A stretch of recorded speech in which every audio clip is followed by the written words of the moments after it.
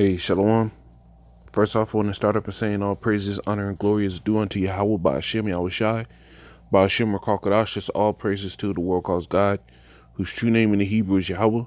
Ba'ashem meaning in the name, and Yahweh Shai being the name of the only begotten Son. Also want to say double honors to the elders and apostles of Great Millstone, and peace and mercy to the whole for like preaching this word in truth and sincerity.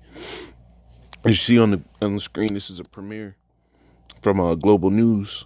It says Global National, July 22nd, 2021, heat drought threatens Canada's food supply. And it's not only Canada, man.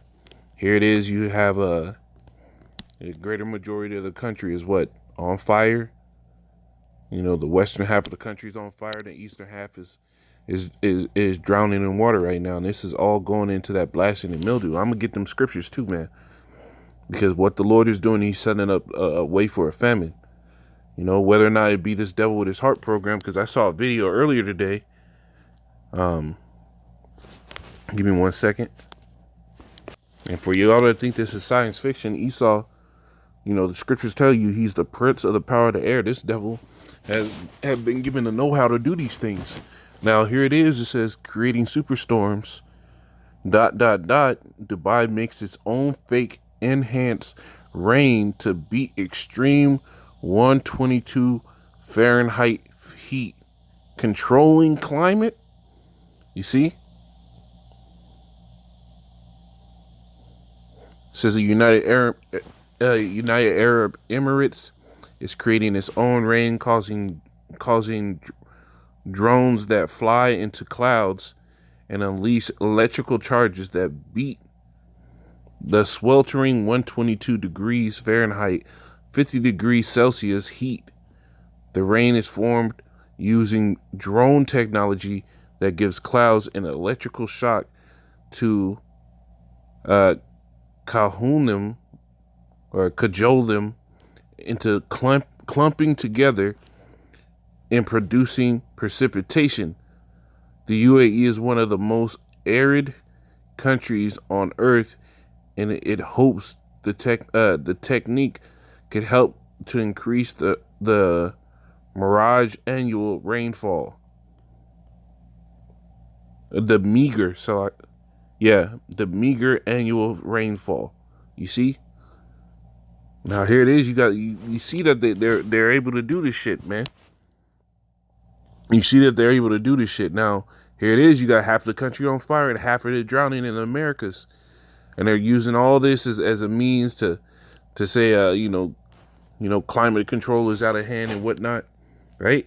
At the same time, this year with that heat wave, I mean, it just wiped them out. The recent extreme heat in the Pacific Northwest didn't just threaten public health, it also affects Christmas. Amid the destruction in the wake of the recent heat dome in Oregon, these young Christmas trees burnt to a crisp. Jacob Hemphill is the owner of Hemphill Tree Farm. The second day of the heat, it was 116. I came in the driveway that night and seen the trees were basically cooking, burnt down to nothing.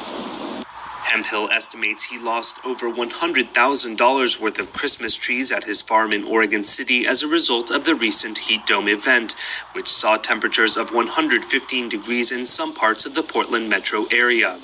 He says extreme weather like this will have devastating impacts for farmers. It'll affect us a lot. I mean, I'm a farmer 365 days a year. That's how I make my income. So if I can't sell Christmas trees, I really don't put food on the table for my kids. And so it's a tough deal. Beyond Christmas trees, the heat damaged other crops in the region to unprecedented levels. The so-called bootleg fire has blackened nearly 400,000 acres of desiccated brush and timber. Scientists have said the growing frequency and intensity of wildfires are largely attributable to prolonged drought and increasing bouts of excessive heat that are symptomatic of climate change. For Hemphill, the losses will take a toll on his family this year, but he still has a resilient sense of hope. You know, we got good years, we got bad years. We plant the trees, they die, we replant the trees. Sometimes they die again, we plant them again. That's all you can do. You know, when you're farming, you just do what you got to do to keep going. See? You see, hey, that's a beautiful scripture. It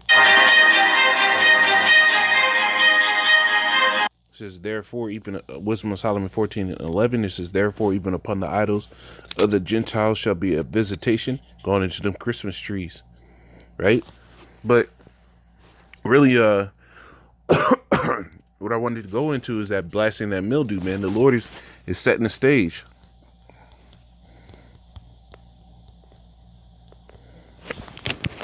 Right? This is yeah,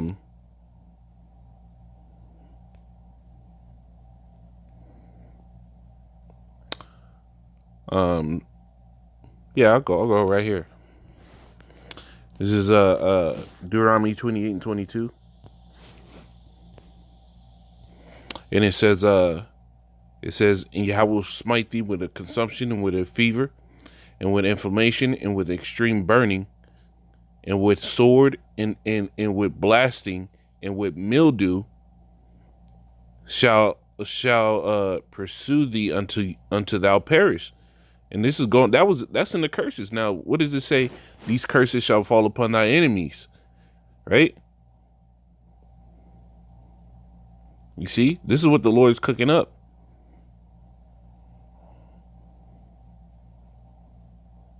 This is another one. Yeah, 2 Ezra 15:13. It says, they that till the ground shall mourn, for their seed shall fail through the blasting, right? And we've been getting hit by blasting heat, man, and hell, and with a fearful constellation, because what? People are looking at the weather and like they're starting shit. You know, these farmers, they're starting to stress. They don't know what to do. They end up selling their land. This is why this stuff is happening, because here it is, we're at the end of the days, and the Lord is starting to turn these curses on our enemies. And this is what you're seeing. This is why they have all this flooding going on all throughout the world, all the fires going on throughout the world. You know, it was just reported today that all the fires in the West have been causing a fog in New York in the East, right? It says, woe to the world and them that dwell therein, for the sword and destruction draw nigh, and one people should stand up and fight against another in swords in their hands. This is what is happening, man. Let me get this.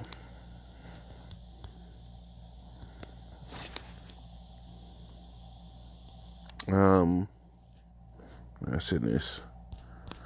This is oh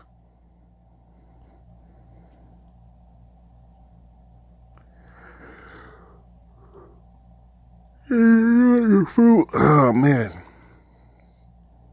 Yeah, here it is. Isaiah 5 and 9. It says, in my ears said Yahweh of hosts, of her truth, many houses shall be desolate, even great and fair, without inhabitant. Yet 10 acres of a vineyard shall yield one bath, and the seed of a homer shall yield an ephod. Because what? These crop yields are going down. With all this happening, this is why in that first little clip that I showed you, if I can get it again, this is why I was saying Canada is worried about what? The food supply. And they're not the only ones. A lot of these places are. People are about to be in all-out hunger right there. Heat, drought threaten Canada's food supply. It's America's food supply too, man. Everywhere. Because what? It's written that the Lord was going to send them the evil arrows, right?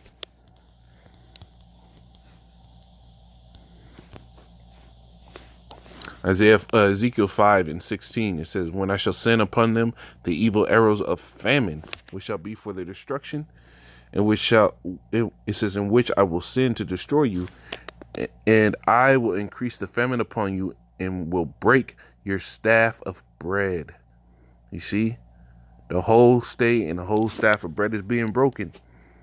So will I send upon you famine and evil beasts, and they shall bereave thee, and pestilence and blood shall pass through thee, and I will bring the sword upon thee. I, Yahweh, have spoken it. Because the Lord is cooking up these things, because what? The people are proud, lifted up. They don't know who they receive benefits from. When you go to Isaiah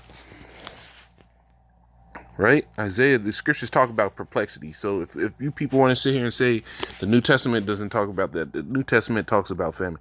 The New Testament talks about great perplexities, right? Right? Perilous times shall come. Right? This is Isaiah 9 and 22. 9 and 20, Salakia. Right? This is going into the end of the days, right? It says, starting 19, it says, through the wrath of Yahweh of hosts is the land darkened, and the people shall be as fuel for the fire. No man shall spare his brother. It says, he shall snatch on the right hand and be hungry, and he shall eat on the left hand, and they shall not be satisfied. It says, they shall eat every man the flesh of his own arm. You see, this how real famine gets, man. People are gonna turn to cannibalism, because the people in America, you know, Esau has made up a system where you're so used to being fooled that your body doesn't even know what is actually being hungry. So, you know, one meal can be enough to snap somebody's mind here. One missed meal.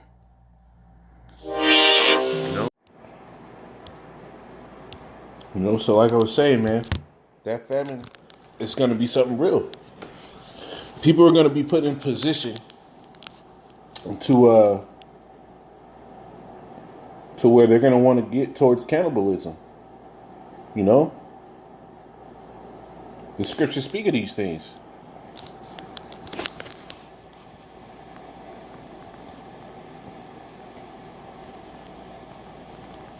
Get this one. This is 2 Ezra 15 and 58. It says they that be in the mountains shall die of hunger, and eat their own flesh and drink their own blood for very hunger of bread and thirst of water. This is how serious the day of the Lord is going to be, man. This is how serious these times are getting. You know, I just watched a small clip of a video from the brother in the UK saying that them shelves out there are getting more and more bare as time goes by. The scriptures tell you, suddenly shall the full storehouses. Let me get that.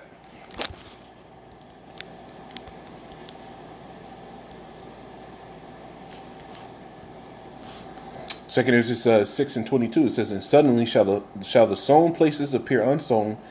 The full storehouses shall suddenly be found empty. And that's what's happening, man. It says, in the trumpet shall give a sound, which when every man hear it, they shall be suddenly afraid. And at that time shall friends fight one against another like enemies. The earth shall stand in fear with those that dwell therein. The springs of the fountains shall stand still. And in 3 hours they shall not run. And that's what's happening, because pretty soon, you know, you can equate that stream to the normal everyday business, man. There's a flow of traffic, right? That flow of traffic is going to stay still pretty soon, man. When shit gets all out of control, Esau's going to shut these cities down. The scriptures talk about a man shall desire to go into a city and shall not be able. You know, you think the first wave of this pandemic and when they were shutting all this stuff down, where you couldn't go to your gyms or any music venues was bad. Wait till there's no food on the shelf and niggas are rioting in the streets. They're going to shut this shit down. These times are definitely fucking serious, man. And right now, you got men out there that are bitching and complaining because brothers are calling them out on their bullshit, like the scriptures say. You know, Esau's it's astounding, because Esau set up a system to where being wrong. Esau set up a system in the mind frame that Jake being wrong is something that shows that you lost. You know, and Lord will, I'll have some time and I'm going to do a lesson on this, because, you know, being wrong and having to admit that you're wrong is a show that you lost something. When in the ancient world, it was a show that you're gaining something. Even Yahushua said, any man that's going to come to Yahushua, you know, has to be like one of these little children. A little child is fucking constantly wrong, but he's always in a constant state of growth because he's constantly wrong. He's always given that opportunity and admits that he was wrong. But when you don't do that, Yahweh Shai said what? Let me get this. Just a sidetrack. Yahweh Shai said,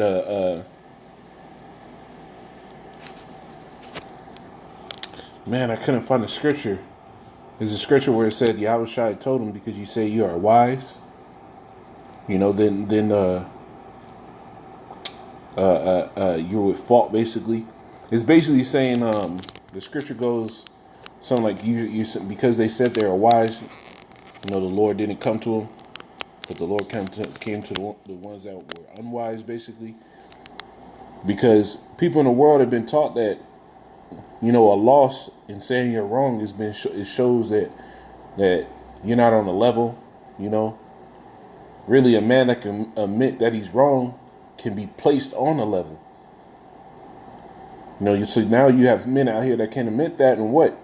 They're going to be left out there because of that same mindset. That was just a little side note. Lord willing, this is all edifying. I'm going to say, call hello, y'all. Bashim El Shai, Bashim Kokodash. Shalom.